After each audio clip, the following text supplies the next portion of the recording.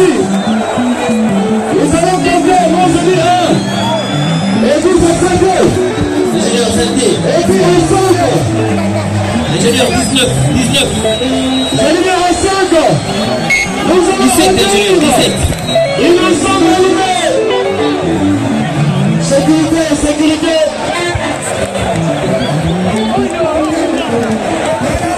Deuxième cinquième. Faites des plaies là-bas, tout di melayo. Parce que au beta pe moi ça le moko na kine a ok na province d'ailleurs au beta concert yo na famille na yo.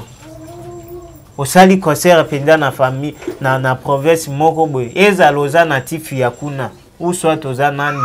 Soki oyebanite, soki pe opinion balingaka yo te ya public. Obimana nef. Voilà. Donc, ce matin avant, Bazo Koma déjà, madame Bazo Kota. Pour preuve.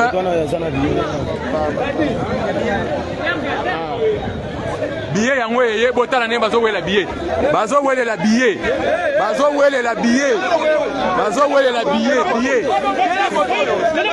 Donc billet Bazo wela la yango.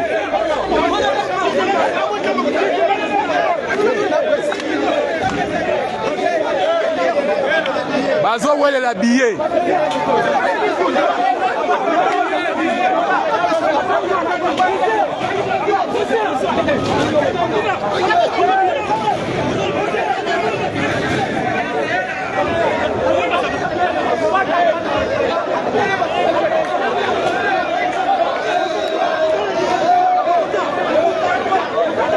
Billet. Donc, il n'y a pas de billet. Bantou va fouiller les billets. Je vous dis que c'est chaud ici. L'organisateur doit des dispositions et la sécurité. Il faut qu'on limite l'accès.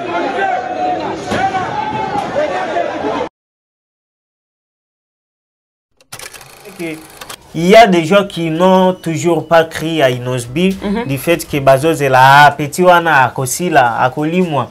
Akosala le côté. Akosala le côté. Mais jusqu'à présent, Mutuango lève les eaux matakak. C'est ça que cause la shit, il y a concert, bako monate. Cause la shit, il y a album, bako monate. Donc, nyonso nzamba zo matsango niveau par niveau na ndenga likolo.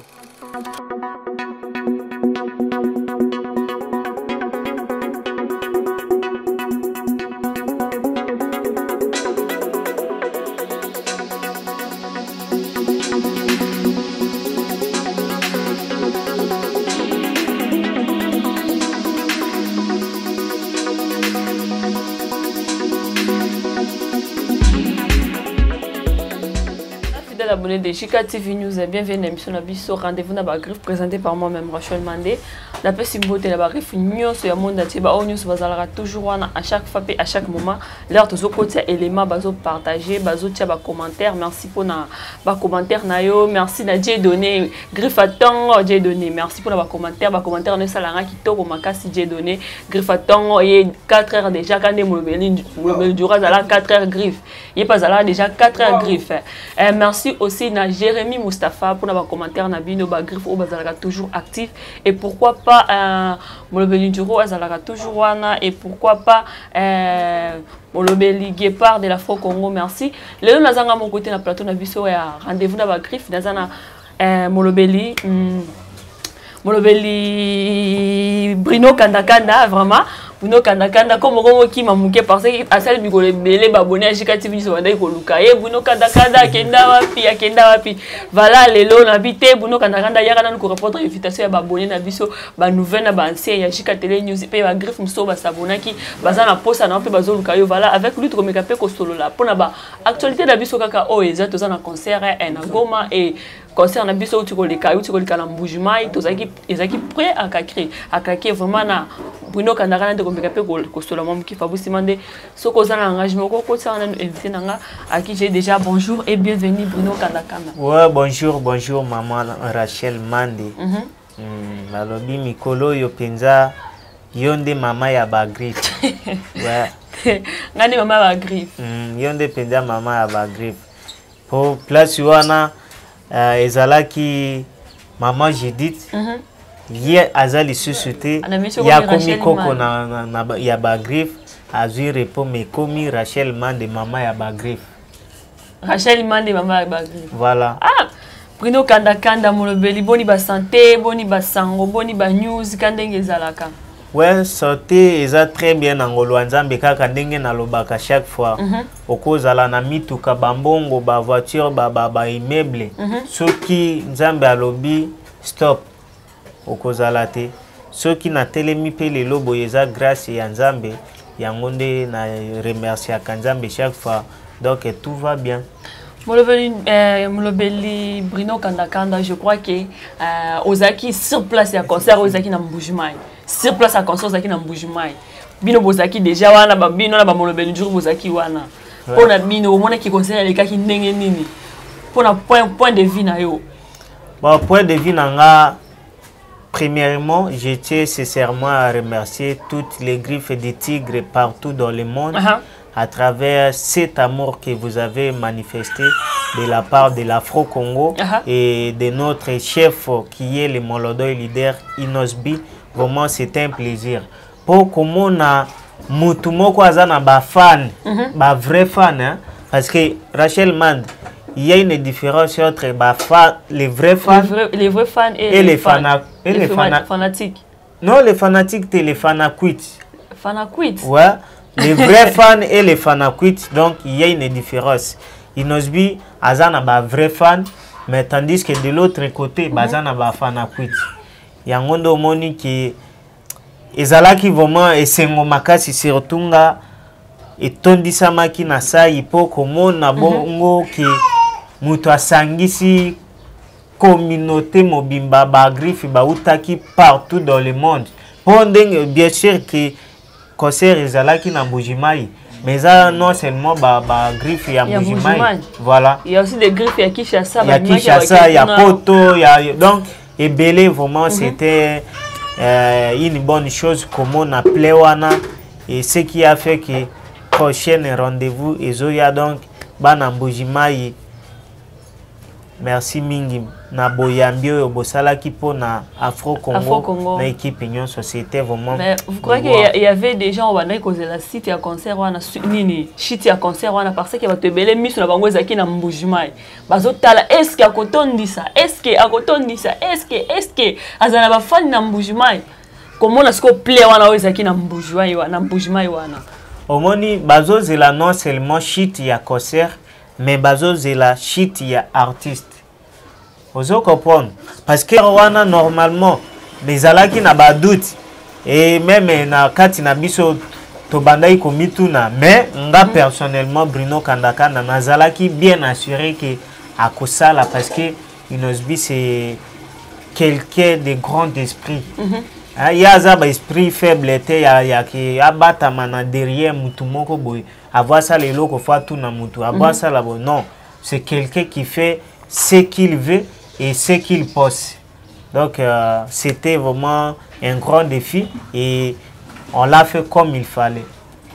Bino bozaki sur place wana parce que bato banda ikoloba son kitoko te ba lumière ezala kité ba bino kwa bongo bazo ko critiquer parce que tout le monde ba page ebele ba polémique oyo ba kenda ikozo ba partie à mulili oyo ezala ki bazo publier oh image ezaki kitoko te son kitoko te bino bozaki sur place wana son wana ko yoka ndenge nini et est-ce que ba lumière ezala ki ba minda pour que ba dunyo son stade ba mona omoni ba détracteur ba ata osali eloko malamu soki muto alingi yote moyen apprécié yango ezate parce que ceux qui ont dit lelo même babato muto monaka ki mususu atikala kondima Inosbi te mais azolo ba franchement félicitations na bino ozomona donc babandi ko tubela c'est maintenant que désormais tozo banda une nouvelle histoire dont tout le monde a coco ma griffe de tigre pour façon à lire makambezo kindeli donc olingate au coco ma griffe de tigre soki okobo ya musique na courage ya Afro-Congo okolanda biso soki okobo ya courage mais na motivation ya motiver ba jeune Inosbi aza source d'inspiration ya génération ya lelo yango ndazo pesa ba défi wana ya komona ki mutu nyonso soki olingi omitia pendaki ngande j'ai un leader ngande papa na bango zwa kaka idéologie ya Afro Congo mbala moko ko réussir idéologie ya Afro Congo mbala moko ko réussir na domaine tout ya vie mitia kaka ki ngande j'ai un leader ngande papa na bango c'est fini ozo comprendre po soki ozo mona ki mutu moko azo kende na concert au lieu ya zwa musique azo critiquer ça ou bien azo akangi ba photo na nenga molili peut-être wana akenda okanga na ba kikuku ndenge balobaka pour concert ezalaki lumière ezalaki très bien que il y avait des défaillances na débit mais effectivement on peut pas nier il y avait des défaillances jusqu'à ce que lumière ekomaki kitoko sokuto ekomaki original ouais baza na droit ya oloba bongo po bango batikala kondimate et puis bakondimaka pété mais ce qui est vrai que le concert a été bien organisé et s'est passé très bien babiye nyonso esilaki babiye sili bato bazo welela libanda biye bitumbe bimina non soki muto alingami na niveau wana il faut zala po eloko na monaki wana na Mbujimai et muto asala ngo ezaka Michael Jackson à part Jackson makambo wana muto asala yango ezaka Michael Jackson après Michael Jackson nde Inosbi les gens leaders les tigres po soko zomona discussion ya ba fan na si batu baye concert mais bazo bunda et l'artiste n'a pas peur de qui que ce soit akititi wana Rachel Man akiti po kele ko akiti apekisi non seulement na micro asimbi bango bo se calmer oyo nano bato amakolo milai na maboko milai eloko abongo soki ekomeli ye mbangu akimi atiki uso ata beti moroto kwei na se yasali nini apakati poto mona pe na ba Côte d'Ivoire mutu penza beti fana di kofi gba na se fana kwei na podium na Cameroun ouais oh donc yaza na kasa podium abeti fana matipo ayamba yeka ndenge zalaka a pesa yene fiske mbote me ya boxe li kofi gbu akwei na se ouais mais non si ce n'est pas le cas ce n'est pas le cas lui c'est le grand leader les rassembleurs donc c'est quelqu'un qui aime en fait l'unité il y a un esprit wana ya kosangisa toujours yango nde acte wana ba mususu ote na lingaka yete mais na sepeli na geste asali ça montre penza ki mobilicité ya jeune leader pour un vrai mobali akoko banga te il faut qu'il ta sur le terrain akabolati akimia akekota nini zo le kabo na bafani talaka a sauter penza podium bro akitina se batu bakopra kutu te sécurité yesi mame ye moko atiko ko akiti koti akimia donc ça montre déjà que c'est quelqu'un qui aime la paix. Et pour Nanga Toko, tu es même ambassadeur de la paix. Inosbi, les gens leaders, ambassadeur de la paix. Voilà. Voilà, Bruno Kandakanda, je crois qu'il va être obligé, parce que pour le concert de la Goma, la préparation des préparatifs, tout, et ce qui est bon, pour le concert de Goma, tu as des phases. Première phase, c'est les 30. Les 30, c'est un concert VIP. Et puis, les 1er juillet, c'est un concert populaire. Concert populaire, on est dans le stade et ouais, effectivement. Moi, terrain, na minute, et loko a terrain, to combiner na ba stade. Donc, stade nyonso. Oh. Parce que déjà on a kolobake Mbujimai ezaki terrain ezaki juste petit stade de wana basaki concert wana. Non, Mbujimai wana dernier stade na bango yango wana. Soki yo stade wana. Oh FIFA ba petit match na Mbujimai, c'est que ba beta na Kasha la Bronzone. Oh nani kane ye na Congo, to beta na Mbujimai, c'est que na Kasha la Bronzone. Donc yango ndo moni ke na minute yo makambo a Teresa te au salle. Kuna pe na Goma eza pe kaka stade pe ya mukete d'ailleurs ya kuna eleki meme ya Kasha la wana do yango ndo ozomona ki na minute nde On ne fait pas pour prouver qui que ce soit ou bien compétition à moto. C'est juste que dans minute c'est le temps de l'Afro-Congo. Vous comprenez? Donc, oh blabla, oh kolobaloba. Non. Travail, ça la tout le monde a yango. Ça les meilleurs ton du Milayo. Ton du Milayo aux artistes. Aux artistes. Et non seulement à Kinshasa, que le stade des Ali. Les stades sont partout au Congo. 9 personnes à stade. Na stade. 9 penda. Si ko ba page wana ba filma kana ndenga sima. Ba kende ko filmer yo ba lakisa ba image réelle. Ba lakisa kana ndenga liboso ba to bazala ba poussani boye. Ouais, tricher yango do monique même lelo na domaine musique ba album ba chanson ba single ba nini. Et kota ba tricherie moko ya makasi. Tricherie tina ba réseaux sociaux. Mutuazo futa ba page ba mbongo po balobaka na yeka positivité. Pourquoi imaginer? Mutuazo futa ba bar mbongo po musique ya télé et bêta té mais ya yeka ande sala nini et bêta. Donc tricherie ça partout. C'est ce qui fait que gloire à Dieu, biso sa tricherie na Afro-Congo, on est en train de monter. Positivement, sérieusement, correctement, tout se passe comme prévu. Na Afro-Congo, na nyoti atembe. So tie tembe na ba nini ba concert. Otia tembe na maloba ya nzembote ba texte. Pour lelo ba texte, ils ont la maturité, ils ont la capacité wana ya ko faire la bonne musique. Voilà ce qui fait la différence entre d'autres musiciens et l'Afro-Congo avec les gens leaders. Et donc, nous profiter de cette opportunité. Il y a lancé un message pour la griffe du tigre sur ya Goma. Bozala après les Molodoi, les gens leaders, Inosbi, le tigre, il arrive avec force. Cette fois-ci, Moutou a koku fate, Moutou pe a kotikala koku fate na ba événement ya Afro-Congo. Oh, biso to sala d'ailleurs na Bonzambe. Tozo sala na Bonzambe. Nzambe liboso travail et lundi. Voilà qui est le meilleur. Nani akoboya ceux qui nzambe andimi. Azate. Nyo sezo kende ki. Nyo sezo kende ingénieur HB. Achille Baloum est le grand réalisateur. Yazawana azo s'occuper na ba lumière banine. Il n'y a pas de défaillance côté lumière. Côté so, mon vieux Dizo. Il est toujours là présent avec l'Afro-Congo. Dizo Baloum. Yende mutuasimbi baso ba mixage banine. Siko défaite kokota. Po asala kango po na batu mosusu. Yaye mokonde ekende kobe base. Voilà ndo monique donc de l'autre côté les big manager presse Baloum ye mutu apostaka inos de Bruno Kanda chaque ton esta donc vient en la presse Baloum. Yé aza le big manager pour Afro-Congo. Donc, à Simba Afro-Congo, ba contrat, ba nini, ba marché. Il y a vrai, il y a tricherie, il y a négociation. C'est le presse Baloum.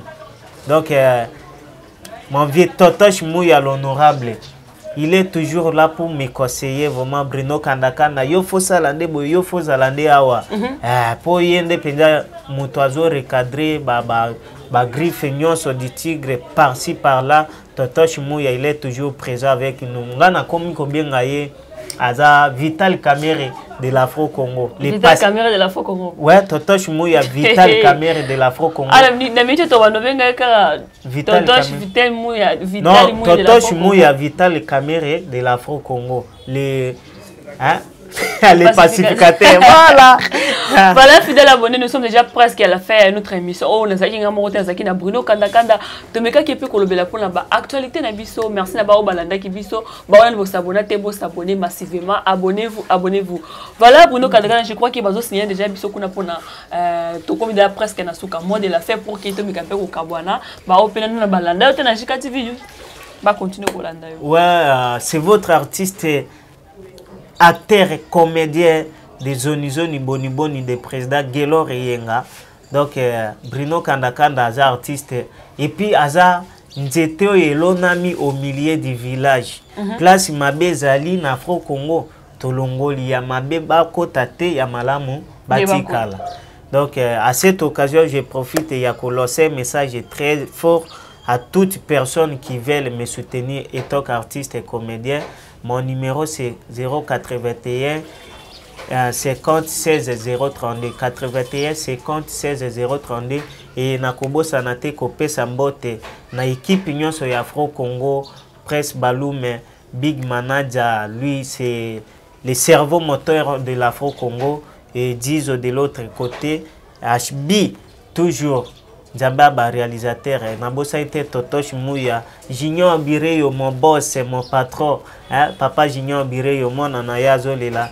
Et je n'ai pas oublié son excellence, Maître Guy Luando, Guy Badjo, Guy Balene, Mbisa Monene, Yende Mutazo Sala, que Bisoto vivre avec honorable Rigen Bakonga, donc Soki Olingi, Espoir Aban Alimetignon, c'est ça, honorable Rigen Bakonga. Donc à bientôt là, Tozana ba rendez-vous na yepo barangement zoya ya makasi, famille Kanda Kanda partout dans le monde, mon vieux Alpha Kanda Kanda, l'homme de Trasco. Mutasimbi Trasco Soki Olingio Tambola, il faut contacter Alpha Kanda Kanda. Oubliez Cyril de Brésil, mon pote, honorable Steve Paka Yaza la Kamingi na Maman Olive, Mama ni Mama, Mama ya Bato Ebele. Donc c'est votre artiste. À bientôt là, on se retrouve avec vous. Voilà, merci Bruno Kandakanda pour notre temps. On dispose qui est en JK TV News. Merci pour continuer à s'abonner, à liker, à partager l'émission à chaque fois, à chaque moment. Merci pour nous news de partout au monde. Voilà, pour continuer à s'abonner, à liker, à partager l'émission à chaque fois. Griffe News au monde entier. On a nos abonnés, abonne-toi, au cloche notification pour ne pas manquer. Si on a posté la publicité, il y a produit nayo, maison nayo, et là on a tout. Vous allez poster la publicité. Contactez juste le numéro, ou ils allez juste afficher na JK TV News, ou vous allez décider, voilà la publicité nayo, vous allez coller canal chez Nabiso, il y a JK TV News. Merci. Naris Atom, c'était pour quelque part pour nos commentaires et partage, et soutien. Merci. On a pour s'abonner, merci pour Fabrice Mande Ozaki toujours derrière la caméra. Ceux qui ont besoin de tout écouter, bye bye, à la prochaine.